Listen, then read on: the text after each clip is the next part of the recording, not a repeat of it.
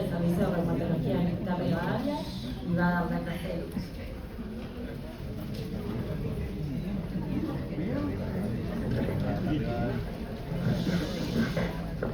Bueno, espero que no estén muy muertos.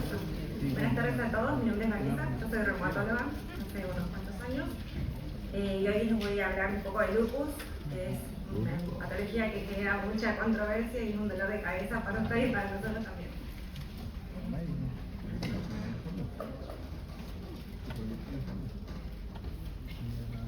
Bueno, como comentamos en la presentación, el lupus es el prototipo de enfermedad sistémica reumatológica que se caracteriza, digamos, por una gran variedad de manifestaciones clínicas. Ustedes lo habrán visto, digamos, las manifestaciones son muy heterogéneas de un paciente a otro. ¿Sí? Hay pacientes que van a debutar con enfermedades súper leves y tienen solamente compromiso cutáneo o articular, y tenemos el paciente que está en peligro de vida o con riesgo de un daño irreversible en el órgano o función. ¿Sí? Entonces, como les decía, esta es una enfermedad autoinmune compleja que puede afectar cualquier órgano, que tiene un amplio espectro de manifestaciones clínicas e inmunológicas y que tiene un curso clínico caracterizado por episodios de exacerbación y de remisión de la enfermedad. Esto es lo más común. A veces pasa que el paciente debuta con una enfermedad súper activa, con manifestaciones muy graves, pero después la enfermedad entra en remisión en forma sostenida y el paciente nunca más tiene esa presentación tan severa. Otros pacientes persisten activos desde el inicio de la enfermedad y cuesta un montón llevarlos a la remisión, incluso nunca la alcanzan. Están persistentemente activos. Pero lo más común de observar son pacientes que van a presentar brotes y revisiones de la enfermedad. ¿Sí? Entonces, es una enfermedad rara como todas las reumatológicas, tiene una incidencia de aproximadamente de 5 a 15 casos cada 100.000 habitantes. El pico de incidencias entre los 15 y los 40 años, con edad promedio entre los 20 y los 32, son pacientes bastante jóvenes y esto tiene mucho impacto, digamos, en el daño a largo plazo, porque son pacientes jóvenes que cuando llegan a la mediana edad van a tener un montón de compromisos, porque cada vez que la enfermedad se activa o hace un flare, van acumulando compromiso de nuevos órganos y a su vez daño. ¿Sí? Como sabrán, el sexo más frecuente es el sexo femenino, tiene una relación 10:1 mujer-hombre. Esto se cree que está en relación con factores hormonales, como vamos a ver más adelante.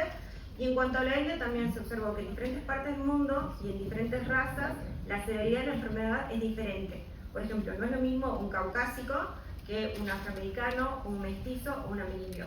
De hecho, hay una corte latinoamericana de pacientes con lupus que se llama la corte Gladel, donde se observó que los pacientes latinoamericanos, por ejemplo, que son con descendencia de mestizos o amerindios, tienen la enfermedad de edades más tempranas, tienen enfermedades con mayores niveles de actividad y tienen mayor compromiso renal. En Estados Unidos pasa lo mismo con los afroamericanos, tienen enfermedades más severas. Obviamente que también hay factores socioeconómicos y de otro tipo, pero se han analizado todo esto, incluso el tratamiento sería diferente en un paciente caucásico, por ejemplo, que se piensa que la enfermedad va a ser más leve, a un paciente, por ejemplo, un mestizo o amerindio. ¿Sí? Y en cuanto a la incidencia familiar, que esto preguntan mucho los pacientes: yo tengo lupus, mis hijos van a tener lupus, etc. Hay una incidencia, aumenta obviamente el riesgo, sobre todo en familiares de primer grado. La incidencia familiar es del 5 al 10% en familiares de primer grado, pero la concordancia en gemelos homocigóticos, o sea, los que comparten el 100% de los genes, es del 40% más o menos. O sea que no es solamente lo genético, sino que también hay un montón de otros factores ambientales que van a determinar que esos genes se activen y den lugar a la enfermedad. ¿Sí? Bueno, entonces, como les decía, el eje de toda esta enfermedad va a ser la disregulación del sistema inmune. Está afectada tanto la inmunidad innata como la adquirida, pero también hay otros factores involucrados, como los factores ambientales, factores infecciosos, sobre todo las infecciones virales, factores hormonales, por eso la preponderancia en el sexo femenino, y factores genéticos. Se piensa que hay una etapa preclínica donde nosotros tenemos nuestra carga genética y además factores ambientales. Por ejemplo, la radiación ultravioleta, que sabemos que puede dañar el ADN, genera una dimerización de las bases purínicas y pirimidínicas, va a pegotear todo el ADN, ese ADN dañado y pegoteado no se puede dividir, eso va a hacer que la célula entre en apoptosis, y al entrar en apoptosis va a fragmentar su núcleo. Sabemos que si ustedes piensan en los anticuerpos del lupus, tenemos el anti-DNA, el anti-ACM, el anti-ROC, son todas proteínas del núcleo. El material nuclear es muy inmunogénico y por eso está protegido dentro del núcleo. En la apoptosis se fragmenta el núcleo y este material se expone a la superficie celular. Los mecanismos de depuración de estos complejos deberían actuar de forma rápida para eliminar esto y evitar que se active el sistema inmune.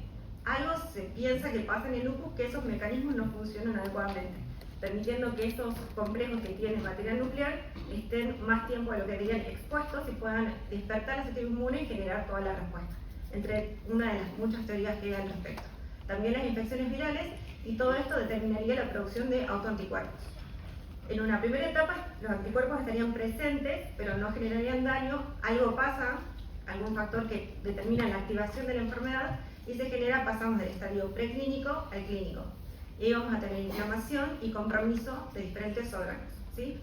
Con el tiempo, el paciente va a evolucionar con exacerbaciones de la enfermedad y remisión, y a medida que la enfermedad se activa, va agregando nuevos compromisos de órganos.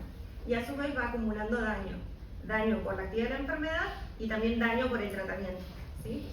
Y finalmente vamos a tener, va agregando comorbilidades, principalmente las infecciones que vienen derivadas de la actividad de la enfermedad. Recuerden que en el lupus se consume el complemento, una de las funciones del complemento es la opsonización y la defensa contra, por ejemplo, los gérmenes capsulados.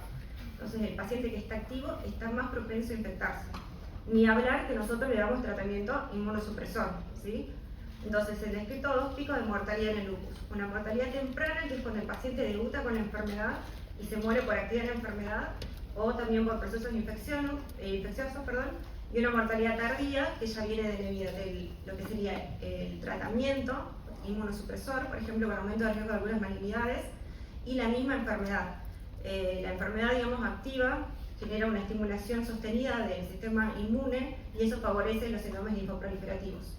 El linfoma está aumentado, no sé si habrán visto en el Sjögren, hay un mayor riesgo de linfoma, esa es la que más está asociada, pero en todas hay un aumento de riesgo de linfoma. La artritis reumatoidea sería 3 veces la población general, aumentado.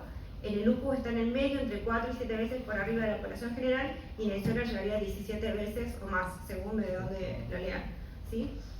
Pero la mortalidad tardía en el lupus principalmente por malignidad o por también enfermedad cardiovascular. Cuando la enfermedad está activa, la inflamación va a generar aterosclerosis acelerada, y el riesgo cardiovascular en las mujeres posmenopáusicas es 40 veces una mujer que no tiene lupus, por ejemplo, ¿sí?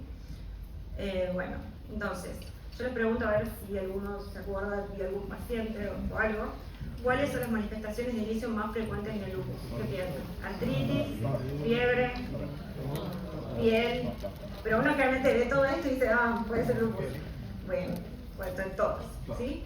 La mayoría tienen artritis y fiebre y compromiso cutáneo como la presentación típica. Eran todas, ¿sí?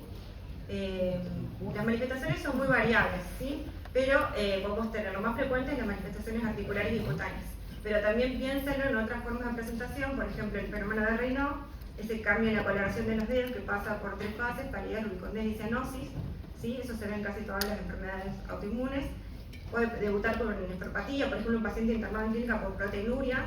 Bueno, obviamente dentro del estudio que le haremos, si no tiene una causa clara común, tipo hipertensión, diabetes, etc., pensaremos también en lupus. Serositis, un paciente con una convulsión, por ejemplo, que no se conoce epiléptico, también. Alteraciones serológicas, a veces un hallazgo, uno le pide todo el panel y viene un FAM positivo, por ejemplo. O la presencia de fiebre. Por ejemplo, un paciente que entra con una infección, tratamos, se curó la infección, se curó y sigue haciendo fiebre, bueno, nos empezamos a plantear otros diagnósticos. Entonces, los síntomas generales, fiebre, puede presentar astenia, anorexia, pérdida de peso. La fiebre, que es algo que nos llama mucho la atención y que siempre estamos, infecciones, lupus, son las 2 cosas, bueno, son las 2 cosas, la mayoría de las veces. Se presenta muy frecuentemente al inicio de la enfermedad. Generalmente la vespertina no supera los 38 grados, pero esto tomarlo con pinzas porque a veces sí puede alcanzar 30-40 grados con picos vespertinos. Y se va a asociar a otros, no es solamente mirar la fiebre, sino mirar todo el cuadro completo, ¿sí? Tiene leucopenia, tiene leucocitosis, la PCR está alta, está baja, tiene algún foco probable, ¿sí? Tiene serositis. Y con eso, bueno, tiene parámetros de actividad, DNA, complemento, ¿sí? Tratar de mirar el cuadro completo. La PCR en general en el lupus cuando está activo no aumenta, porque hay autoanticuerpos que lo neutralizan. Salvo que el paciente tenga nefritis o serositis, que decir la PCR puede ser positiva. Pero en general en el lupus cuando está activo aumenta solo la eritrosedimentación. Entonces la PCR podría ayudar a diferenciar una infección de actividad. Entonces siempre descartar infección, ¿sí? Porque el paciente activo tiene mayor riesgo de infectarse. La fiebre lúpica se define como fiebre en ausencia de infección, a pesar de haberlo estudiado extensivamente al paciente, se acompaña de enfermedad activa típica, no hay evidencia de infección, además, a pesar de que uno lo estudia, lo hace hemocultivo, orocultivo y todo lo demás, y a pesar de que yo le pongo corticoides, realmente esto responde muy bien a la terapia con corticoides, ¿sí? La fiebre va a bajar y va a remitir.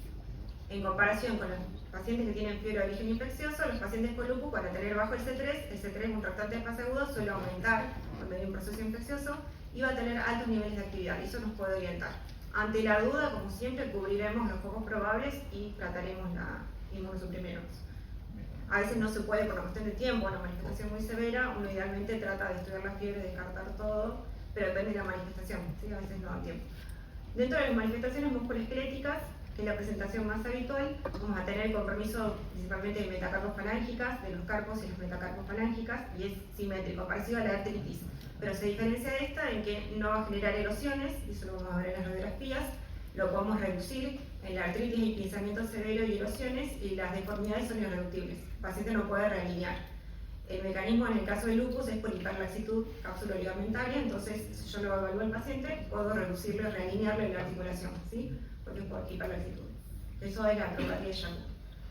Es muy común también lesiones tendinosas, por muchas causas, por la actividad de la enfermedad y también por el tratamiento de los pacientes, que tienen un montón de medicaciones que van a predisponer a lesión tendinosa, por ejemplo los corticoides, la actividad de lupus y también los que tienen insuficiencia renal crónica y hiperparatinismo secundario. También puede haber lesión del ligamento rotuliano, que es un re-incapacitante, y también puede haber subluxación frontal-zoidea, como en el caso de la R, pero es mucho menos frecuente. También puede haber mialgias, sobre todo a nivel proximal, o puede haber miositis. Mialgia, cuando hay dolor muscular, miositis, si tenemos el dolor muscular o la debilidad muscular sobre todo, con alguna prueba objetiva, enzimas, biopsia o electromiograma, ¿sí? También, además del propio lupus, puede deberse a otros tratamientos, por ejemplo los corticoides, con la miopatía esteroidea, la hidroxicloroquina también, las estatinas, que son todas medicaciones que reciben estos pacientes.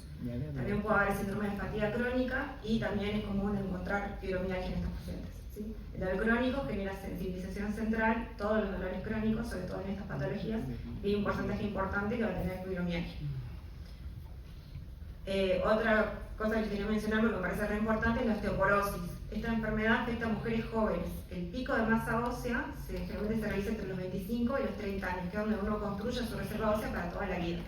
Las pacientes en la edad en que están formando su reserva ósea van a tener corticoides, van a tener actividad de la enfermedad, así que van a tener periodos donde están sin actividad, y esta inmovilización prolongada genera pérdida de masa ósea. Entonces vamos a tener niveles bajos de andrógenos, la inmovilización por la artritis, puede haber menopausia precoz, los corticoides que alteran el metabolismo óseo, la baja exposición a la radiación solar, porque sabemos que la fotosensibilidad en estos pacientes es todo un problema. Suelen tener la vitamina D muy baja también, y eso genera hiperparatiroidismo secundario, y también la insuficiencia renal. Y también otra complicación que podemos tener a nivel musculoesquelético es la necrosis ósea vascular, que es el infarto óseo, que se produce generalmente en la circulación terminal, por ejemplo en la cabeza del fémur o del húmero. Y cuando veamos una necrosis ósea en estos pacientes, hay que pensar principalmente en que tengan un síndrome antifosfolipídico, que es una causa, o los corticoides, que es la causa más frecuente, ¿sí? Si lo están sospechando, a veces la radiografía puede que no sea lo suficientemente sensible, sobre todo en los estadios más tempranos, conviene siempre pedir resonancia. Lo que más se afecta es la pelvis, entonces piden una resonancia de pelvis para ver. Generalmente se afectan ambas cabezas femorales. Y si es un síndrome antifosfolipídico, generalmente está afectada otra región atípica, por ejemplo el semilunar, que es la de Kienbock, ¿sí? Pero cuando vean una necrosis, o sea, se le informe una NOA en un lugar atípico, busquen un síndrome antifosfolipídico o alguna coagulopatía. Después, dentro de las manifestaciones cutáneas, se dividen en dos grandes grupos, que yo voy a poner acá. Las que son específicas de lupus, que la característica que tienen es que van a tener una biopsia positiva. Una biopsia va a tener lo típico es la dermatitis interfase. O sea, uno pide la biopsia del paciente y le viene una dermatitis interfase con inmunofluorescencia positiva. Si tiene eso, es una lesión específica de lupus. Y esas lesiones se pueden dividir en agudas, subagudas y crónicas. Las que más asocian a enfermedades sistémicas son las agudas. En el medio están las subagudas, y las crónicas solamente un 10%, un paciente por ejemplo con lupus discoide va a evolucionar a la forma sistémica. Para eso no sirven. También el comportamiento clínico es diferente, las agudas generalmente resuelven, en cambio las que son crónicas tienen afectación más profunda y dejan cicatriz. Ahora lo vamos a ver más adelante contigo. El lupus agudo, entonces, como les decía, generalmente se va a presentar como máculas o pápulas eritematosas que tienden a confluir con grados variables de inflamación. La fotosensibilidad, que es lo que está descrito en estos pacientes, es esa respuesta exagerada a la exposición de la radiación ultravioleta. Genera mucha inflamación. Y acuérdense que la fotosensibilidad no se limita a la piel. A veces el paciente no tenía lesiones, aparecen lesiones en zonas fotoexpuestas, sino también a síntomas sistémicos desencadenados por la exposición, ¿sí? Puede tener fiebre, artritis y todo como consecuencia de la exposición. Entonces es una reacción exagerada. También, si el paciente tenía lesiones cutáneas, estas pueden empeorar. Y siempre, si les queda la duda, busquen las zonas fotoexpuestas, ¿sí? Esto, bueno, va a ser precipitado por el sol, pero también la luz de las lámparas también genera reacciones fotosensibles y evoluciona en días o semanas. Puede coincidir con fiebre o con otros síntomas de compromiso sistémico y, como les decía, cura sin dejar cicatriz ni atrofia. Lo más común que van a ver es el rash malar, el rayo mariposa, el que vemos en todos los libros, ¿sí? Cuando ven a un paciente con rash malar, lo típico del lupus es que no compromete el surco nasogeniano. Ni siquiera lo toca, o sea, ni llega, ¿sí? El diagnóstico diferencial principal de eso es la dermatomiositis, que también tiene un rash fotosensible, pero en ese caso se extiende sobre el surco nasogeniano, ¿sí? Y va a coincidir generalmente con lesiones en otras zonas, pero un criterio de actividad. Si viene el paciente y nosotros le vemos el rash malar, ese paciente está activo, por lo menos en la piel. Otra forma que es menos frecuente es el lupus ampollar, por suerte es poco frecuente y es, digamos, de extensión variable. Pueden tener casos que son más localizados y casos que son más graves. La histopatología es similar a la dermatitis petiforme y a diferencia de las otras manifestaciones, esta responde a la Dapsona y no responde también a los corticoides. Y la necrólisis epidérmica tóxica es un cuadro muy parecido, se comporta como un gran quemado, son lesiones muy extensas con necrosis, denudación de la epidermis, afecta por definición el 30% o más de la superficie corporal y suele tener síntomas prodrómicos como malestar general y fiebre, seguido de la aparición de estas lesiones. Se trata como un gran quemado y además se da tratamiento inmunosupresor. Y después tenemos el rash maculopapular lúpico, que este también es dentro de los, no es tan frecuente, y que se va a presentar como máculas o pápulas eritematoviolaceas en toda la mitad superior del cuerpo, ¿sí? Todas estas lesiones lo que les tiene que llamar la atención es si empeoran, o sea, se ponen más rojas, más violetas o más extensas con la exposición solar, ¿sí? Pero siempre vamos a necesitar una biopsia como para confirmar esto, sobre todo si uno está buscando un diagnóstico. En cuanto al subagudo, este se asocia al anticuerpo ROILA, está relacionado también con el HLA de R2 y de R3. Solamente la mitad de estos pacientes van a evolucionar en la forma sistémica de la enfermedad y suele tener un buen pronóstico. De acá tienen solamente las tres principales formas, son la forma anular, que se parece a una micosis, tiene un centro que está aclarado o sin actividad, rodeado de una periferia activa, ¿sí? Que puede ser ampollar, necrótico o pápulo eritematoso. Pero eso es lo típico, parece una micosis. La psoriasiforme parece una psoriasis, es una placa eritematosa con escamas. Todos siempre estos generalmente localizados en zonas fotosensibles. Y la variante de tipo eritema multiforme son lesiones tipo eritema multiforme que pueden a veces generar un cuadro más severo que va similar a necrosis epidérmica tóxica, ¿sí? Pero lo más común de ver es la variante anular, que se parece a una micosis, y la variante psoriasiforme, que se parece a la psoriasis. Y el crónico es el que menos tiene menos probabilidad de evolucionar en la forma sistémica, solamente el 10%, y el más común es el discoide, que se divide en dos: el localizado, que se da en zonas de exposición solar, tipo la cabeza y el cuello, y el generalizado, que está en otras áreas. La lesión más típica es la digamos, dentro del lupus cutáneo crónico, el discoide es lo más típico, son estas placas eritematosas, descamativas, que pueden tener hiperkeratosis, y que tienen un crecimiento periférico que deja cicatriz, a diferencia de lesiones agudas, que les decía que no dejaban cicatriz, con pérdida de los anexos porque afectan el folículo piloso y dan alteraciones también de la pigmentación. Y la otra que pueden también llegar a ver es la paniculitis lúpica, que tiene también afectación más profunda, es un proceso inflamatorio a nivel del panículo adiposo, se da sobre todo en mujeres, y tiene tendencia a dejar estas cicatrices deprimidas y a generar necrosis local, ¿sí? Después tenemos el fenómeno de Raynaud, que se da en el 30%, que es muy común y se ve también en otras patologías, y la alopecia, que es no cicatrizal, ¿sí? Cuando piensan en la alopecia lúpica, el pelo del paciente con lupus activo es un pelo distintivo, es un pelo ralo, seco, que se quiebra con facilidad. Si tiene alopecia, uno le evalúa el pelo al paciente y al hacerle la maniobra de tracking, o sea, de tirarle el cabello, generalmente uno queda con por lo menos más de 10 pelos de la mano. O si no, otra forma de preguntarle al paciente, porque a todos se les cae el pelo cuando se van o se peinan, es preguntarle si ve cabello en la almohada. Si ve cabello en la almohada o mechones de pelo, eso es más subjetivo de que tenga alopecia, ¿sí? Obviamente descartar otras causas, el hipotiroidismo es muy común, bueno, todas las otras, anemia ferropénica, todas las otras causas de alopecia. También podemos tener telangiectasia, podemos tener vasculitis, lesiones purpúricas en miembros inferiores y vasculitis necrotizante. Esto también es importante porque la palma lúpica marca que hay vasculitis, ¿sí? Entonces, siempre que veamos esto, es la lesión invertida de las pápulas de Gottron. Si se acuerdan, las pápulas de Gottron afectan las metacarpos falángicas y las PIF.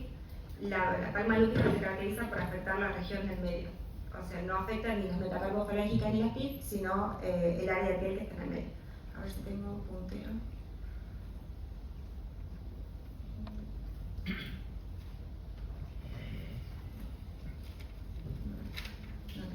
Pero bueno, es muy típico. Sí, no sé si la voy a hacer acá. Esta lesión, ¿sí? Ya se ve bien, digamos que la zona de la articulación queda, no está afectada, sino la piel del medio, ¿sí? En cuanto al organismo cardíaco, también puede haber afectación propia de lupus o afectación secundaria por hipertensión pulmonar, por los fármacos o endocarditis infecciosa. Lo más común de ver es la pericarditis, que suele coexistir con derrame pericárdico, o sea, el derrame pericárdico con pleuritis, y puede ser asintomático, puede haber taponamiento cardíaco o pericarditis constrictiva. Cuando uno la sospecha, va a pedir un ecocardio y va a cuantificar el derrame, para ver si es leve, moderado o severo, y según eso, esto generalmente responde a dosis de AINES o dosis intermedias de corticoides. Y siempre hay que realizar el diagnóstico diferencial con procesos infecciosos. Pero realmente la pericarditis se va a observar en el contexto de otra serositis. Y la miocarditis, que es poco frecuente pero es bastante interesante, el paciente tiene clínica de insuficiencia cardíaca con cambios inespecíficos en el electrocardiograma y elevación de las enzimas cardíacas, sobre todo las troponinas. Lo que más puede orientar el diagnóstico cuando uno está sospechando una miocarditis es pedirle una resonancia, ¿sí? Tiene que tener dos de los tres criterios, que sería un aumento de la señal focal difusa en las secuencias potenciadas en T2, un realce precoz con gadolinio, midiendo el realce total absoluto o el realce total relativo del miocardio, y al menos un foco de realce total focal no isquémico. Pero lo más típico es el realce tardío en el endocardio, ¿sí? Entonces, si sospechan de insuficiencia cardíaca, tiene clínica de insuficiencia cardíaca del paciente, elevación de las enzimas en el contexto de actividad, y habiendo descartado otras causas y piensan en la miocarditis, pedir la reso. Otra manifestación que podemos encontrar es la endocarditis de Lipman-Sachs, que es una endocarditis estéril, que se localiza con mayor frecuencia a nivel de la válvula mitral y aórtica, y si la estamos sospechando tenemos que pedir un ecocardio, ¿sí? Puede tener estos pacientes complicaciones como ángulos cerebrales, endocarditis infecciosa, hay que indicarle profilaxis antibiótica antes de realizar procedimientos odontológicos, y también puede estar indicada la terapia antiagregante y anticoagulante. Después podemos encontrar arritmias, que es menos específico, todos los tipos de arritmias, y acuérdense del bloqueo cardíaco congénito del lupus neonatal por el pase del anti-RO de la madre al feto. Esto genera una lesión del sistema cardiométrico y da lugar al bloqueo. Por eso nosotros realizamos en los pacientes con lupus ecocardiograma entre las semanas 19 y 26 en forma semanal y después cada 15 días, ¿sí? Porque es el momento de la gestación donde pasan los anticuerpos y puede generar bloqueo cardíaco congénito. Y en cuanto a lo que les decía al principio, de que estos pacientes tienen un riesgo cardiovascular aumentado, las citoquinas proinflamatorias generan disfunción endotelial y aterosclerosis acelerada, el riesgo cardiovascular está aumentado en estos pacientes, así que hacemos hincapié en el control de todos los factores de riesgo cardiovascular tradicionales. Está aumentado 2 veces con respecto a la población general, pero en las mujeres entre los 35 y los 44 está 50 veces aumentado, comparado con mujeres sanas. Y en cuanto al compromiso pulmonar también. Todo puede ser primario, que es producido por el propio lupus, o puede ser secundario por infecciones, toxicidad por drogas, entre otros. Lo más común es el derrame pleural, o la pleuritis, la serositis, que es parte de los criterios, que puede ser el único síntoma o puede asociarse, por ejemplo, a ascitis o a pericarditis, ¿sí? Va a tener la clínica típica de dolor pleurítico, disnea, tos y fiebre, y si hay derrame, generalmente en escasa magnitud podemos verlo por ecografía. Si hacemos una toracocentesis, vamos a tener, recuerden, un exudado. Esto va a tener altos niveles de glucosa y bajos niveles de LDH. Y también, como les decía, si bien uno piensa que la PCR debería ser negativa, si el paciente, salvo que el paciente esté infectado, las serositis son una causa de que la PCR esté positiva, junto con la nefritis lúpica, ¿sí? Está más asociado este compromiso pulmonar a la presencia de SM y RNP positivos, cuando hay mayor duración de la enfermedad, cuando hay mayor daño acumulado y menor edad de inicio de la enfermedad, ¿sí? En cuanto a la neumonitis lúpica, esto también es poco frecuente con diagnóstico diferencial de neumonía. Si se fija en la clínica, es muy similar a una neumonía, va a tener pacientes fiebre, disnea, tos, con o sin expectoración, puede haber hemoptisis. Y en la tomografía de tórax vamos a tener infiltrados en esmerilado, también con apariencia parcheada, que pueden ser bilaterales y a predominio principalmente en los lóbulos inferiores. También puede haber atelectasias y siempre en estos pacientes está indicado hacer un VAL, porque la indicación es después inmunosuprimir, ¿sí? Entonces siempre primero se va a descartar una causa infecciosa. Ahora yo les pregunto, paciente que tiene lupus, que tiene disnea severa y tiene una caída del hematocrito, ¿en qué piensan? Neumonitis lúpica, tuberculosis, hemorragia alveolar, ninguna. Bueno, vamos a ver eso. Puse especial énfasis en esto porque es un dolor de cabeza cuando no lo entiendo. Son las cosas que nos hacen correr a todos. Bueno, eran todas, no mentira. Hemorragia alveolar es poco frecuente, tiene una elevada mortalidad, puede tener dos comienzos, como agudo o insidioso, ¿sí? Y suele presentarse en el contexto de un paciente que está súper activo, aunque no siempre es así. Puede tener paciente fiebre, tos y disnea de comienzo brusco que progresa rápidamente con taquipnea, un paciente que se estresa y además del estrés respiratorio va a tener esta caída del hematocrito, ¿sí? Con hemoptisis. Entonces, en estos pacientes es conveniente hacer una DLSO, en este caso la DLSO va a estar aumentada y eso nos orienta hacia el diagnóstico y el diagnóstico de certeza lo vamos a tener con la bronquial oral que vamos a ver ahí los macrófagos con hemosiderina. En la tomografía podemos encontrar consolidaciones en video esmerilado, en la radiografía de tórax los infiltrados pulmonares que pueden ser parchados, alveolares y basales, ¿sí? Y en la anatomía patológica puede haber capilaritis, vasculitis o microangiitis. Por el mecanismo fisiopatológico es una vasculitis. Pero es el paciente que tiene distrés respiratorio con una caída del hematocrito, ¿sí? Que progresa rápidamente. Eso es una de las urgencias que tenemos en lupus. Y en cuanto a la hipertensión pulmonar, esto lo van a escuchar mucho en esclerodermia, porque la esclerodermia es la que más asocia hipertensión pulmonar, pero los pacientes con lupus, el lupus es la segunda patología que más asocia hipertensión pulmonar, sobre todo cuando está asociado a un anticuerpo que es el anti-RNP. Entonces, pacientes que nosotros tenemos que tienen anticuerpo anti-RNP, que es bastante común en el lupus, y que tengan fenómeno de Raynaud, les pedimos el ecocardiograma control. Pedimos para medir la PESA, que consideramos punto de corte más de 35 mm de mercurio, y el BTR, ¿sí? También hay que tener en cuenta la presencia de otros factores que pueden predisponer, como por ejemplo el anticuerpo para SAF, la presencia de vasculitis, la presencia de enfermedad parenquimatosa, ¿sí? Y estos pacientes pueden tener síntomas de insuficiencia cardíaca derecha. Como les decía, el screening lo hacemos con el ecocardio, pero si tenemos un paciente con sospecha va a ir a cateterismo, ¿sí? Hay que trabajar ahí junto con los cardiólogos. Que también, digamos, ahora en los últimos tiempos se está dando mucha importancia a la hipertensión pulmonar y lupus. Siempre fue como esclerodermia, la patología que era como por excelencia la que mayor compromiso podía tener y que se pide, digamos, dentro del screening obligatorio el ecocardiograma anual, pero ahora en el lupus en ciertos pacientes también, ¿sí? Es la segunda que más asocia, recuerden eso. ¿Cómo la podemos sospechar también? Porque hay una reducción de la DLCO con una capacidad vital forzada normal. Y otra complicación que podemos encontrar es el tromboembolismo pulmonar en estos pacientes, que puede asociarse sobre todo a la presencia del insuficiencia polifílico, al déficit de antitromina 3, y la prevención de la recurrencia va a ser la anticoagulación de por vida. Dentro de las manifestaciones gastrointestinales, estas son frecuentes y son muy variables también, de formas leves a formas más severas. Pueden presentarse con náuseas, con vómitos, con anorexia, con dolor abdominal, con diarrea. Y pueden ser de formas leves, como por ejemplo las úlceras orales. Las úlceras orales en el lupus, por definición, son indoloras, ¿sí? Se localizan a nivel de lengua, de paladar, de mucosa yugal. Nosotros siempre las buscamos porque es un parámetro de actividad. Siempre que tenga úlceras un paciente, hay que hacer diagnóstico diferencial con otras causas, por ejemplo, con anemia ferropénica, con enfermedad celíaca, ¿sí? Y bueno, pensando en otros pacientes, no juntamente en el lupus, acuérdense del BC, de enfermedad inflamatoria intestinal, ¿sí? Bueno.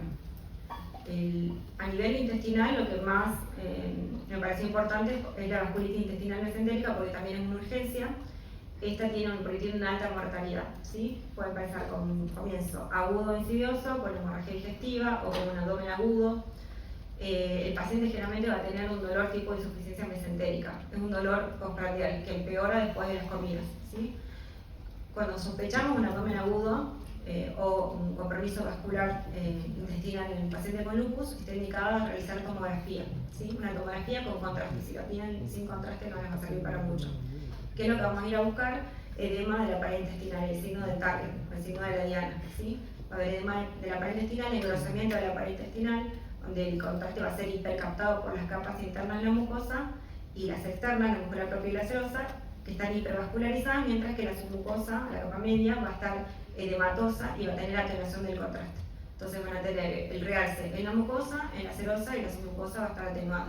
También busquen otros signos indirectos como dilatación de las vasas intestinales, el engrosamiento de la pared, la estenosis que habla de que algo pasó ahí y está secuelado, pero ese sería como el signo más importante. Y otro signo también que es importante es el signo del peine, que es la ingurgitación de los vasos mesentéricos.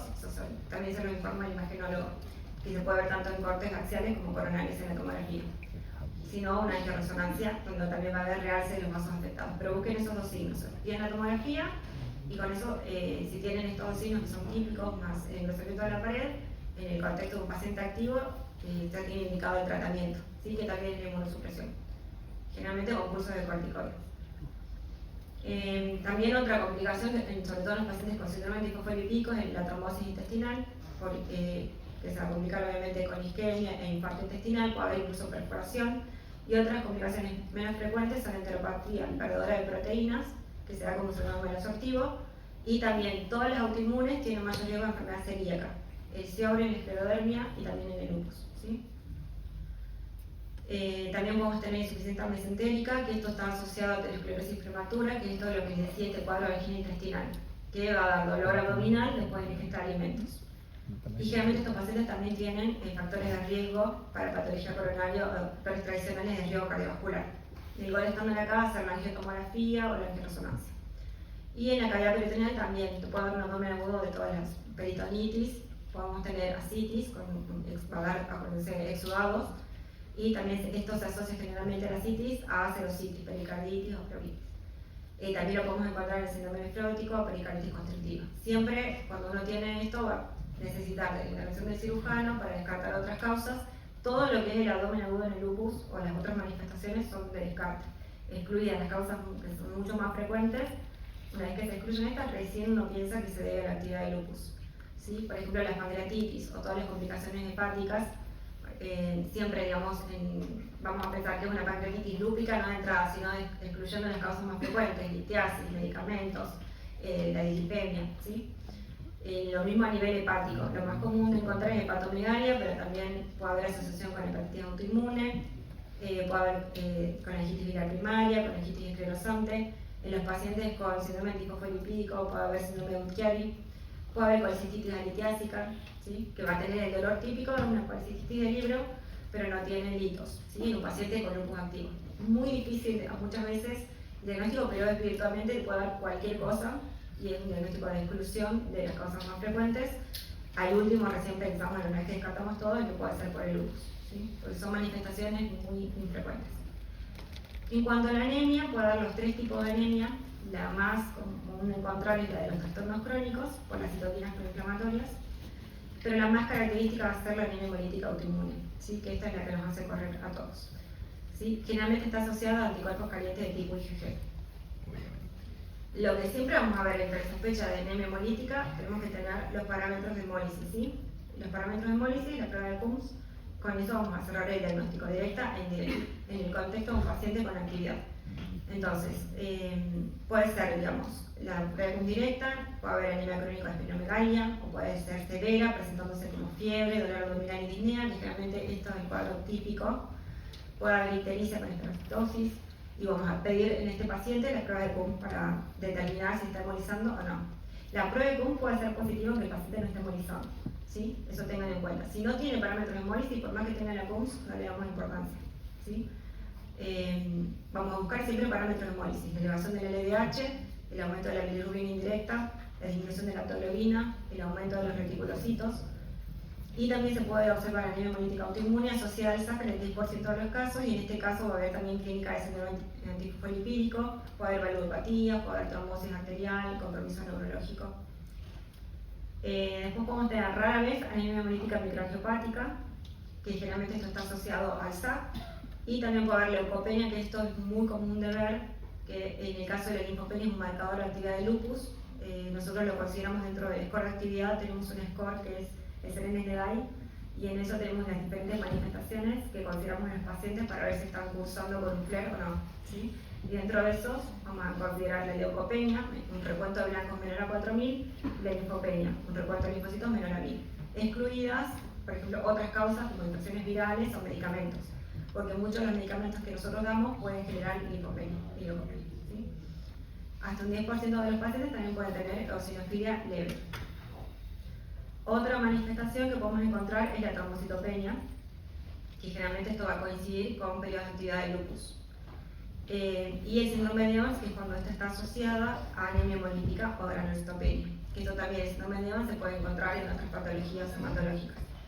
También podemos encontrar la PTT, que es poco frecuente, donde va a asociar además de la anemia hemolítica la fiebre, el compromiso neurológico, renal y la trombocitopenia, y que tiene una mortalidad muy alta que va del 50 al 80%. Podemos encontrar enopatías también, que se asocian a actividad de lupus. Esto es muy común de cuando uno le pide una tomografía a un paciente con lupus que está internado, que vengan enopatías mediastinales, axilares y demás. Entonces es importante jerarquizar, pero pueden observarse en los pacientes que están con actividad, también en el CIOR. Podemos tener esplenomegalia en el 10-20% de los pacientes, y puede haber hiposplenismo o aspeno funcional en el 5% de los pacientes. Siempre que tenemos esplenomegalia o enopatía, obviamente también descartar causas hemato-oncológicas. Y el lupus neuropsiquiátrico es, si ustedes buscan en la bibliografía, la frecuencia es muy variable, porque un lupus neuropsiquiátrico se puede considerar una depresión, un trastorno anímico o una convulsión. O sea, el espectro es muy amplio, ¿sí? Virtualmente se puede ver en cualquier también etapa de la enfermedad, en los primeros años de la enfermedad, y también puede estar asociada a actividad lúpica o no. Entonces, la CR ha definido manifestaciones típicas del lupus, se la ha dividido en central y periférico dentro de lo que sería el lupus neuropsiquiátrico, pero en las clasificaciones más modernas es más operativo dividirlo según sean manifestaciones del sistema nervioso central o periférico, ¿sí? Dentro de las manifestaciones del sistema nervioso central, los estados confuncionales agudos, por ejemplo, la disfunción cognitiva, la cefalea lúpica es un dolor de cabeza muy intenso que es expresión de vasculitis cerebral, que no responde a opiáceos, ¿sí? No es una cefalea cualquiera, digamos, ¿sí? La meningitis aséptica, alteraciones psiquiátricas, sobre todo la psicosis lúpica, alteraciones del ánimo, trastornos de ansiedad. Después, a nivel del sistema nervioso central, podemos tener, además de estas manifestaciones difusas, manifestaciones focales, por ejemplo, enfermedad cerebrovascular, mielopatía, alteraciones de movimiento, síndromes desmielinizares y las convulsiones. Y a nivel del sistema nervioso periférico podemos encontrar todo tipo de manifestaciones, neuropatías craneales, mononeuritis simple o múltiple, neuropatías periféricas, plexopatías, neuropatías disautonomías, miastenia gravis, entre otras. O sea, básicamente cualquier manifestación, ¿sí?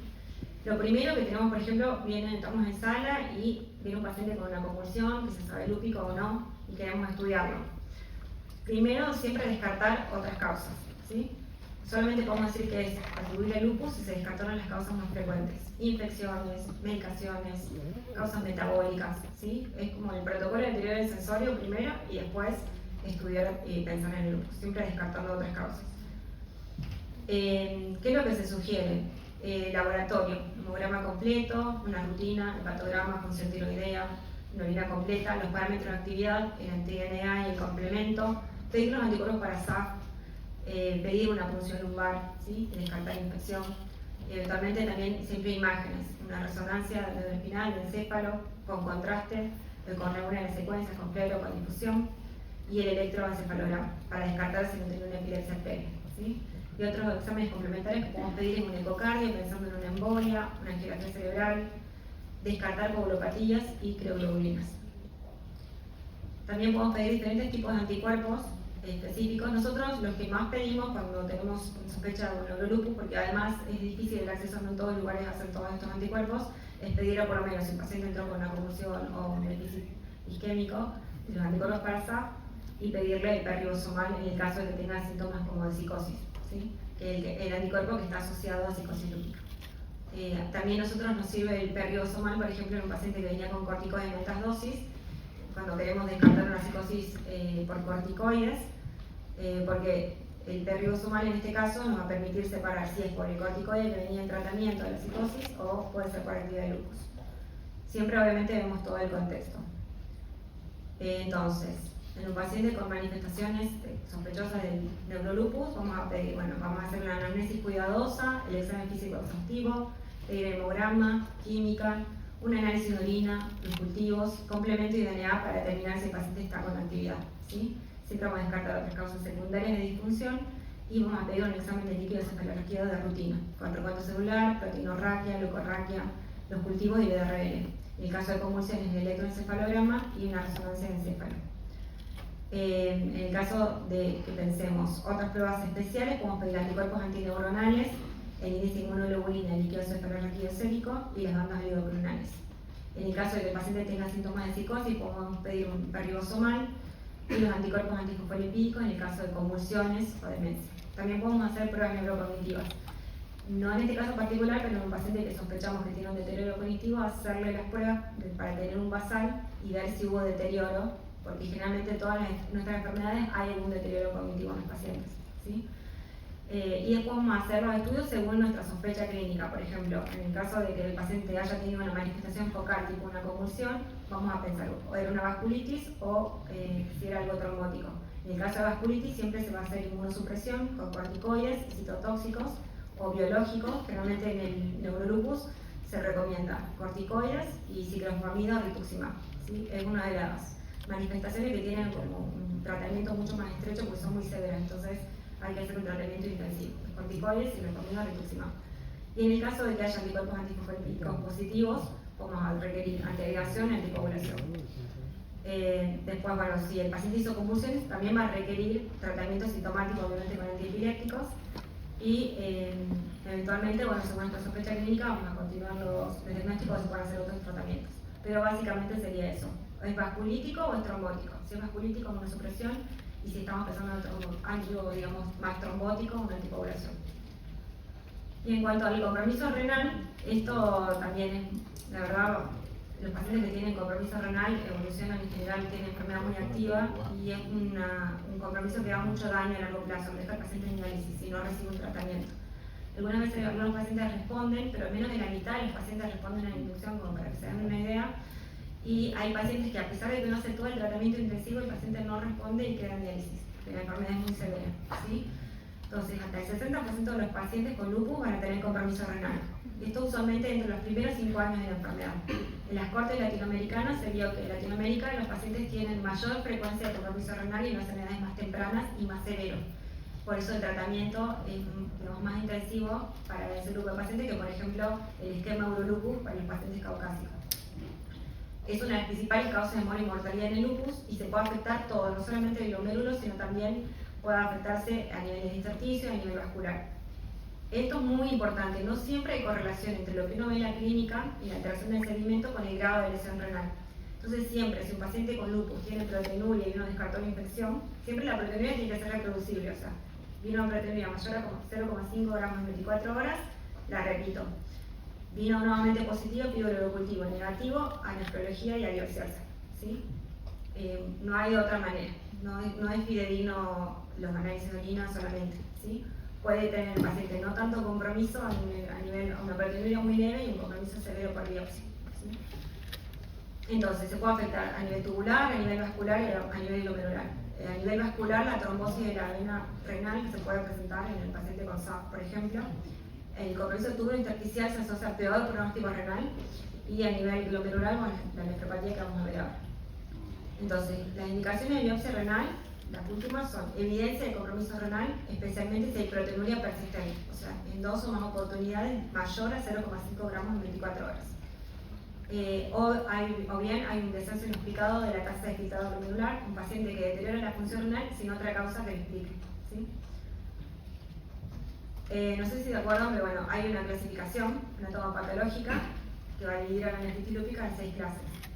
brevemente, la clase 1 no tiene tratamiento porque es un hallazgo que se ven depósitos inmunes a nivel de la inmunofluorescencia y la microscopía electrónica, pero el paciente está asintomático. No requiere tratamiento, solamente se tratan las manifestaciones extrarrenales. La clase 2 no requiere tampoco tratamiento, solamente si tiene un síndrome nefrótico importante, porque ahí se puede asociar a que haya lesión a nivel de los podocitos. En ese caso también se remite a nefrología para descartar podocitopatía, si tiene proteinuria. Pero en general tampoco se trata a nivel renal, se trata según la manifestación extrarrenal. Y en cuanto a la clase 3, que es la focal, se le va a poner con un dibujito.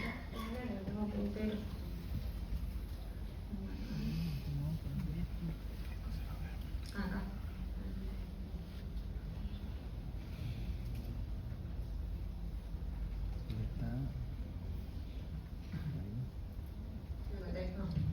Acá. Bueno, si se acuerdan, un glomérulo, esto mírenlo con mucha imaginación, esto sería el glomérulo, el capilar, esto es el lumen, esto es la célula endotelial. No sé si ¿sí? Bueno, por debajo tiene la membrana basal, la célula endotelial, la membrana basal del podocito, y esto sería el podocito, la capa visceral de la cápsula de Bowman, ¿sí? Entonces, imagínense este corte porque cuando les llegue una biopsia renal, como para que podamos entender, ¿sí? Cuando hablamos de la clase 3, que es la nefritis lúpica focal, estamos hablando de que hay afectación de menos del 50% de los glomérulos.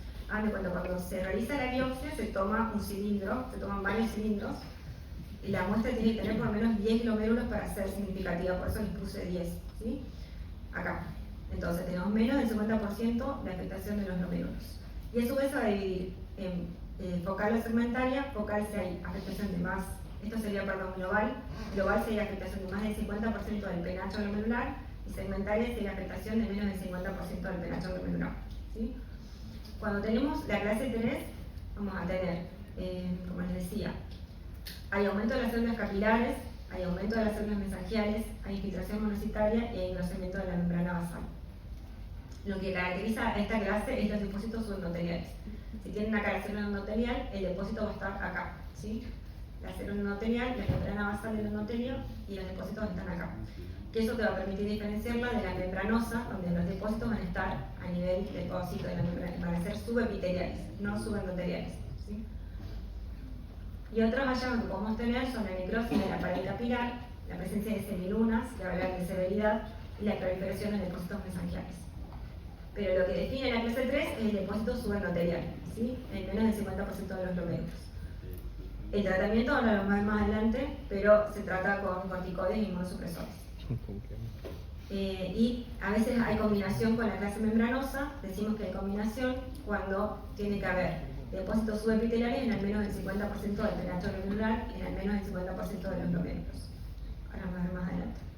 La clase 4 es lo mismo, pero vamos a tener afectación de más del 50%. Es la clase que más frecuentemente se biopsia y clínicamente puede tener síndrome nefrótico, que es lo más común, o síndrome nefrítico, ¿sí? En la clase 4, que es la difusa, hay afectación de más del 50% de los glomérulos. Y a su vez también se divide en global o segmentaria según la afectación del penacho glomerular. Más del 50% global, menos del 50% segmentaria. Vamos a tener los mismos depósitos subendoteliales, ¿sí? Y la anatomía patológica es la misma, ¿sí? Lo que va a variar es la extensión. Pero recuerden, depósito subendotelial, clase 3 o 4, depósito subepitelial es la membranosa, clase 5. Entonces, esto es lo que yo les dije, es la clase más frecuentemente biopsiada. El paciente puede tener hematuria, proteinuria, síndrome nefrótico, insuficiencia renal, hipertensión arterial, se asocia a actividad, niveles elevados de anti-DNA y hipocomplementemia. Esta puede evolucionar a insuficiencia renal terminal y el tratamiento es idéntico al de la clase 3. Es corticoides, lo vamos a ver al final, pero es corticoides con un inmunosupresor. Y la clase membranosa es vamos a tener depósitos subepiteliales granulares continuos con alteraciones del mesangio y en el segmentario o global. Puede acompañarse también de la clase 3 o 4. Y acá el problema va a estar a nivel del podocito, ¿sí? El tratamiento no es parecido, pero no es el mismo que para la clase 3 y 4. Tenemos el podocito, la membrana basal del podocito, y el depósito en este caso va a estar acá. Por eso es depósito subepitelial. La clase 4 se va a tratar si no hay síndrome nefrótico con una asociación entre IECA y ARA2 y si hay síndrome nefrótico o falla renal, sí requiere inmunosupresión. La esclerosante avanzada es la última y es cuando encontramos por biopsia más del 90% de los glomérulos con esclerosis, y esto se asocia a un deterioro progresivo de la función renal y va a terminar el paciente obviamente en diálisis y eventualmente trasplante renal. Entonces, los criterios de clasificación, como para terminar, hay un montón. Tenemos los viejos de 1997, los 2012 y estos últimos que son los que usamos actualmente, que son los ACR 2019. Lo que cambió es que el criterio de entrada ahora para que un paciente se empiece a pensar que un paciente puede tener lupus, tiene que tener sí el PAN positivo. La contra de esto es que deja fuera a los pacientes el lupus seronegativo, pacientes que tienen una alta sospecha clínica de lupus, pero que tienen PAN negativo. ¿Cuándo vamos a pensar entonces? Tiene que tener el criterio de entrada, que es el PAN positivo, y tiene que tener la aparición de un criterio en al menos una ocasión.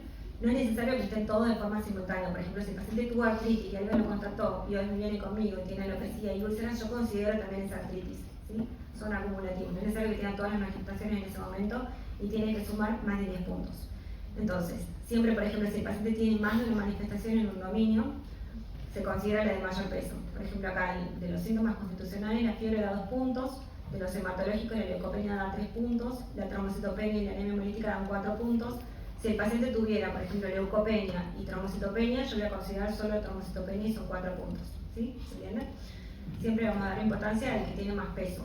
De los neuropsiquiátricos no es lo mismo el delirio, por ejemplo, que el peso que le da las convulsiones. El delirio tiene 2 puntos, la psicosis 3 y las convulsiones 5. En cuanto a los mucocutáneos, considera la alopecia no cicatrizal, las úlceras orales, el lupus discoide subagudo y el lupus cutáneo agudo te da 6 puntos, porque es el que más está asociado, si se acuerdan, a la forma sistémica. El lupus cutáneo agudo el 90% va a la forma sistémica, el subagudo el 50% y el crónico solamente el 10%. ¿Sí? Por eso el peso es diferente. También por la especificidad de las manifestaciones. En cuanto a las serosas, el derrame pleural o pericálico da 5 puntos y la pericarditis aguda da 6 puntos, por ejemplo. Las artralgias o la artritis da 6 puntos. En este caso, el dominio articular es artritis, o sea que uno vea dolor, inflamación en la articulación. Lo que define una artritis, para que ustedes la diferencia entre la artralgia es dolor articular y artritis e inflamación articular. ¿Sí? No es lo mismo, digamos. En la artritis va a haber dolor y hay una limitación en el rango de movimiento de la articulación por la inflamación. Entonces, el paciente le duele. Si al paciente solamente le duele, pero yo a la palpación no lo encuentro con la tetra, no está rojo, no está caliente, no está tumefacto, no tiene limitado el rango de movilidad, es solo artralgia. ¿Sí? En caso de lupus se consideran las artralgias si tienen rigidez matinal mayor a 30 minutos. También se las consideran dentro del criterio. ¿Por qué? No se sabe bien, pero se cree que las citoquinas inflamatorias tienen como ritmo circadiano. Entonces, en la artritis se ve mucho que los pacientes la rigidez que tienen es sobre todo a la mañana, ¿sí? La rigidez matinal mayor a una hora típica. Por el ritmo circadiano, supuestamente hay un aumento de citoquinas proinflamatorias a la noche que hace que se produzca toda la acumulación de líquido y que se genere la tumefacción articular, y con el pico de cortisol de la mañana y durante el día eso va bajando. A medida que el cortisol empieza a actuar, después de las 8 de la mañana, después del pico matinal, el pico de cortisol sería desinflamando en forma endógena, digamos, y disminuirían esos síntomas. Entonces, típico en la artritis inflamatoria los síntomas matinales. Por eso se le da importancia si es solo artralgia, pero que tenga rigidez a la mañana. Y después tenemos los renales, la proteinuria que les contaba, o bien que tengamos biopsia. Fíjense que la biopsia con la clase renal 3 o 4 ya es, digamos, un criterio suficiente. Con que el paciente tenga un FAN y la biopsia positiva ya está, es lupus. ¿Sí? Y en cuanto a los criterios inmunológicos, se consideran los anticuerpos anticardiolipinas, o ya sea los beta-2 glicoproteína 1 o el anticoagulante lúpico, cualquiera da 2 puntos. Después la hipocomplementemia, si hay disminución de una de las fracciones, o C3 o C4 son 3 puntos, y si están disminuidos ambos, da 4 puntos. Y en cuanto a los anticuerpos específicos de lupus, tanto el DNA como el anti-SMF, anti-Smith, dan 6 puntos. ¿Sí? El paciente clasifica si tiene un puntaje mayor o igual a 10 puntos. Los criterios no son para homogeneizar pacientes para ingresar en protocolo de investigación, hacer un trabajo de decir, bueno, esto para mí es lupus, para vos también es lupus, sí, ponernos todos de acuerdo. Pero si uno tiene la sospecha, siempre va a ir a la clínica por delante del criterio de clasificación. Y esto, bueno, esta es la última guía de tratamiento de lupus, solamente para ponerles acá, siempre se tienen que tener en cuenta las medidas generales del paciente, son súper importantes. La protección solar, todo paciente con lupus tiene que usar fotoprotección, tiene que realizar el ejercicio, evitar el tabaquismo, hacer una dieta balanceada, las vacunas obligatorias, tratar de mantener un peso corporal normal y el cuidado típico de los niveles de glucemia, la presión arterial, el perfil lipídico, ¿sí? En el caso de pacientes con anticuerpos antifosfolipídicos positivos o que ya tengan un síndrome antifosfolipídico, evaluar la aspirina. Si el paciente tiene un perfil de anticuerpos de alto riesgo, se da aspirina y la anticoagulación eventualmente con las unidades de la vitamina K. Entonces, todo paciente con lupus, todos tienen que tener hidroxicloroquina. ¿Sí? La hidroxicloroquina se vio que tiene un montón de beneficios a nivel cardiovascular del paciente y además disminuye la severidad de los flares, ¿sí? Mejora el pronóstico del paciente. Incluso en la infección, no es un inmunosupresor, es un inmunomodulador. Tiene la capacidad de evitar la presentación antigénica de los inmunocomplejos de baja afinidad, como serían los anticuerpos, digamos, pero no los de alta afinidad, como serían la presentación antigénica, por ejemplo, de las infecciones bacterianas. Entonces, no solamente mejora la actividad del lupus, sino que también disminuye el riesgo de infección, ¿sí? Por eso es importante que todos los pacientes la tengan. Y es muy discutido si el paciente da una infección, no se suspende de hidroxicloroquina, ¿sí? Entonces, de acuerdo a las manifestaciones, si son manifestaciones leves, como vamos a ver, se pueden dar inmunosupresores, como metotrexato, acetopina, micofenolato. El belimumab también y la nifrolumab son agentes que salieron en el último tiempo. El belimumab es un agente, es un monoclonal que actúa sobre el BAFF, que es un factor de supervivencia del linfocito B, ¿sí? Que estaría muy relacionado con la patogénesis del lupus. Y el nifrolumab inhibe el interferón 1. En el lupus hay se llama asignatura del interferón, hay una sobreexpresión de los genes relacionados con el interferón, con las vías del interferón, de ahí que se crea que los virus tengan algo que ver, porque el interferón tiene efecto antiviral. Pero entonces estos dos empezaron a usar, el belimumab es un poco más viejo que la nifrolumab, para las manifestaciones principalmente cutáneas y articulares. El belimumab actualmente también se recomienda como terapia temprana para la nefritis lúpica, porque se vio que podía tener beneficios, y el nifrolumab solamente está aprobado para manifestaciones articulares y cutáneas, pero los subanálisis que hicieron de los ensayos clínicos también se vio beneficio a nivel hematológico, y incluso hay estudios ahora para ver su aplicación en la nefritis lúpica, en las manifestaciones renales, pero todavía no tienen la aprobación. Pero estas dos medicaciones andan muy bien, principalmente para esas manifestaciones. Y después tenemos los inhibidores de calcineurina, que se utilizan como terapia combinada multitarget en nefritis lúpica, como el tacrolimus, por ejemplo, la voclosporina, que acá todavía no llegó, pero se combinan con micofenolato cuando hay un síndrome nefrótico importante y se vio que con muy buena respuesta, pero requieren que el paciente tenga una función renal normal. Y después para las manifestaciones severas, como por ejemplo el compromiso del sistema nervioso, ahora lo vamos a ver nuevamente, ya se dan medicaciones que son más tóxicas pero que son más potentes, tipo la ciclofosfamida y el rituximab. El rituximab es bastante confiable, pero la inmunosupresión que genera es bastante prolongada porque se administra cada 6 meses. Entonces, cuando uno da rituximab sabe que no es tan fácil retroceder en la inmunosupresión, porque el rituximab desde que nosotros lo administramos hace un pico de efecto a los 4 meses, y mientras hace ese pico de efecto el paciente va a estar con la medicación. Diferente que si damos, por ejemplo, un DIMAR o alguna otra medicación de vida media corta, en que nosotros retiramos y el efecto pasa más rápido, ¿sí?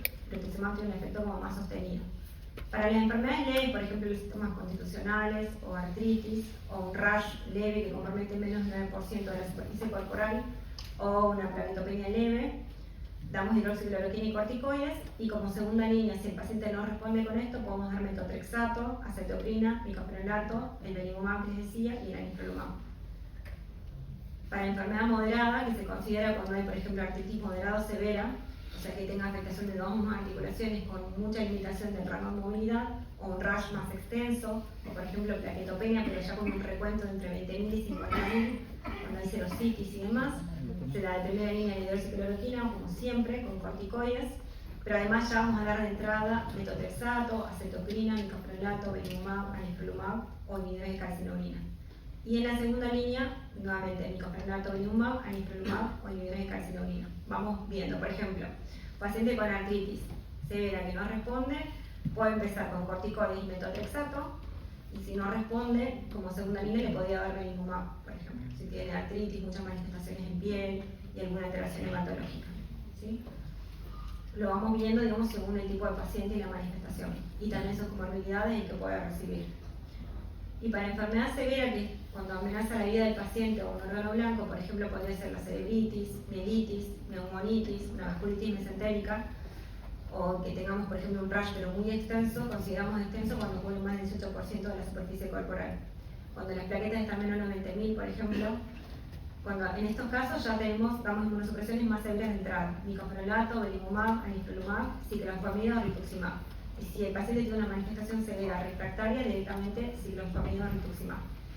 Recuerden que la ciclofosfamida tiene algunos efectos adversos, si bien la seguimos usando porque la verdad que salva vidas, tiene mucha toxicidad a nivel, digamos, en forma temprana y a nivel tardío.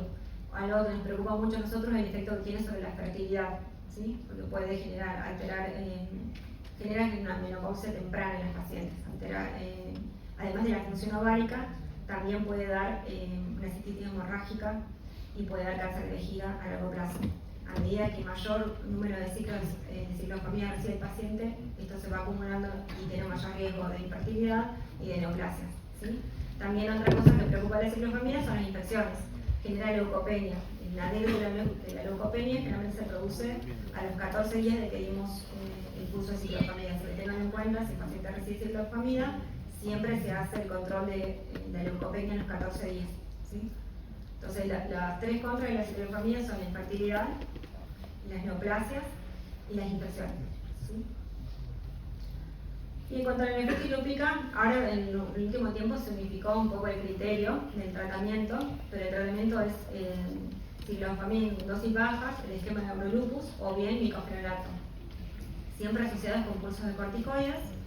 Y ahora se vio que además de esta terapia combinada de ciclofosfamida o micofenolato con corticoides, se puede agregar una tercera medicación como belimumab o inhibidores de calcinurina. Y esto mejora considerablemente la respuesta. Y después la respuesta renal, el tratamiento de la nefritis lúpica es prolongado por lo menos 3 años. Los pacientes que fueron tratados inicialmente con micofenolato, solo en combinación con belimumab o inhibidores de calcinurina, tienen que continuar con estas drogas. Si el paciente fue tratado con ciclofosfamida, como yo les contaba que es muy tóxica, solo con belimumab, generalmente para el mantenimiento, lo vamos a cambiar a micofenolato o acetoprino. No lo dejamos con ciclofosfamida. En líneas generales, el tratamiento de inducción dura 6 meses, mientras que el tratamiento de mantenimiento tiene una duración variable que puede ir hasta 3 años o más. Actualmente lo que se hace para no darle inmunosupresión de más al paciente es controlarlo clínicamente y eventualmente se puede repetir la biopsia de inicio. Si hay depósitos subendoteliales, se continúa el tratamiento inmunosupresor, porque es una bomba de tiempo esos depósitos subendoteliales para que el riñón se vuelva a activar. Ahora bien, si repiten la biopsia al final del tratamiento y está todo bien, no hay depósitos, se puede suspender la inmunosupresión, ¿sí?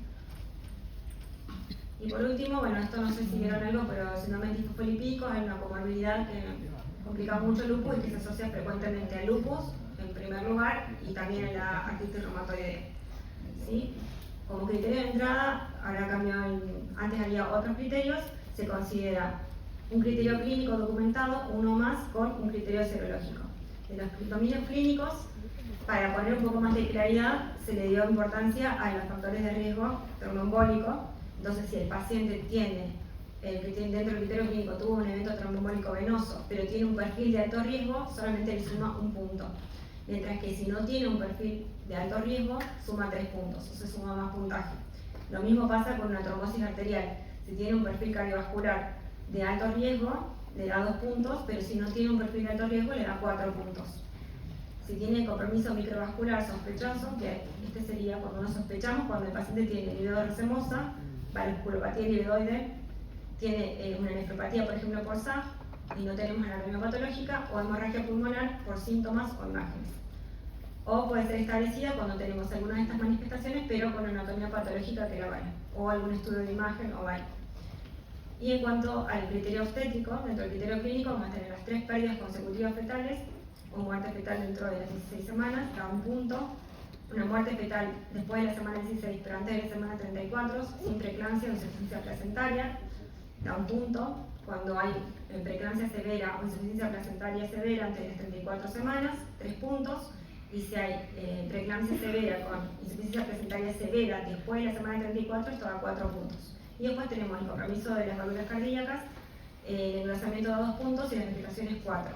y la trombocitopenia, con recuentos entre 20 y 130.000, 2 puntos. Estos serían todos los parámetros clínicos. Esto se cambió porque antes solo se consideraba criterio obstétrico, las pérdidas fetales, la insuficiencia placentaria, la muerte fetal, o la presencia de una trombosis arterial o venosa. Y bueno, ahora se consideran también otras manifestaciones que son los no criterios, que son la plaquetopenia, las neuropatías, ¿sí? Por eso cambiaron los criterios, para agregar estas otras manifestaciones que eran muy frecuentes y que no estaban en los criterios viejos. Y dentro de los dominios del laboratorio vamos a tener anticoagulante lúpico positivo, si positivo una sola vez suma 1 punto, y persistente 5 puntos, y los anticuerpos anticardiolepinas o beta-2 glicoproteínas, si es IgM solamente, si tiene turnos moderados o altos, o bien que tenga los anticuerpos anti-beta-2 glicoproteína 1, va a dar 1 punto, y si tiene los de tipo IgG, si tiene positividad moderada, 4 puntos, si tiene alta positividad, 5 puntos, y si tiene alta positividad de anticardiolipinas y el beta-2 glicoproteína 1, 7 puntos. ¿Sí? Va a clasificar para SARS si tiene más de 3 puntos del criterio clínico y más de 3 puntos del dominio serológico. Bueno, estos eran los factores de riesgo trombólico para que los repasemos. Malignidad activa, que el paciente haya sido admitido en forma hospitalaria con reposo en cama, con enfermedad aguda de por lo menos 3 días, dentro de los 3 meses previos al evento, que ella tenía un traumatismo mayor con fractura o lesión de médula espinal dentro del mes previo al evento, y que ella tenía una cirugía con anestesia general, espinal o peridural de más de 30 minutos dentro de los 3 meses previo al evento. Y dentro de los factores de riesgo para enfermedad cardiovascular, paciente con hipertensión arterial mayor, con una sistólica mayor a 180 o una diastólica mayor a 110, que tenga una enfermedad renal crónica con filtrado glomerular 60 por más de 3 meses, que tenga diabetes mellitus con daño de órgano o enfermedad de larga duración, y que tenga una dislipemia severa con un colesterol total mayor a 310 o un LDL mayor a 190. Bueno, nada más.